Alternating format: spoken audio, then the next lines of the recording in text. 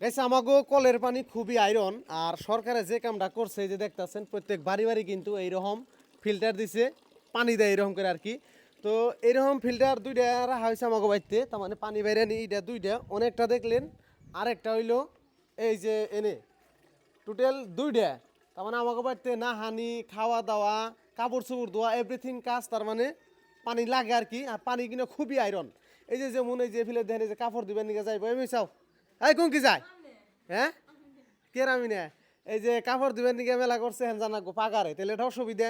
তো আজকে বুদ্ধি করছি কি পানি যে কিনা আহে এই পানি কিনা স্টক করে রাখুম আমরা। এই জন্য দেখেন এই যে আমি ডাম আনছি, এই ডামের মধ্যে পানি কিনা যাতে স্টক করে হারি এই জন্যে এই যে ডামের উপরের ডাম মানে কাইটে দিমু। এই আমাকে বাড়িতে তার মানে আগে আসাল ডামরা তো না এই ডামটা আমাকে বাড়িতে আগে আনা চাল খুবই হেভি একটা ডাম। তার মানে এটা কেরাসিন তেলা চাল বহুত মানে পানি তুলে মোটামুটি 2-4-5 দিন সপ্তাহে কি জানি গুণ হয়ে আইব, তার বাদে কি জানি আর কি ভালো হবো। আর উপায় নাই পানিগুলো স্টক করা লাগবো। এরকম কথা মানে এই সাইডগুলো ওর আগে কাইটে দিব, কাইটে দিয়ে পানিগুলো স্টক করে রাখুন। তার বাদে এই যে দেন এই যে পানিগুলো পড়ার তালি আছে, খুব সুন্দর একটা সুবিধা দিচ্ছে বিশুদ্ধ পানি খাওয়ার জন্য সরকার এই ব্যবস্থাটা দিচ্ছে, এটা আর কি ভালো লাগছে। তো গাইছে আর বেশি দেরি করি না, এই ডামটা কাটার নিকে চেষ্টা করতেছি বাড়িতে করাত কাশি যা চাল এখানে দিয়ে কাটার নিকে চেষ্টা করতেছি।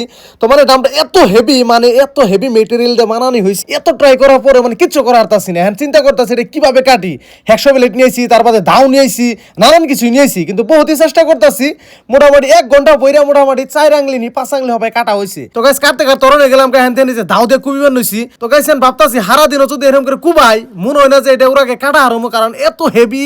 তো গাইস ভাবতাছি আমাকে লোকাল বাজারে যে গ্রিলের দোকান আছে অনেক তো রটমট কাটানো মেশিন টিশিন আছে, তো এখানে নিয়ে যায় ওখানে যে ডাইরেক্ট কাটে নিয়ে আহি। তো গাইস যে ফাইনালি দেখেন যে রাস্তা দিয়ে আমার ছোট ভাইটি ওতে ডাম গড়ে গড়ে নিয়ে মেলা করছে। তো দেখেন এই যে দোকানে বললাম, তো গাইস দোকানে নিয়ে আসার পরে যে দেখেন রড কাটা যেটা মেশিন হে মেশিন দিয়ে কাটা হইতেছে, তার বাদে কত কষ্ট হইতেছে মানে এত হেভি একটা মানে ডাম এটা।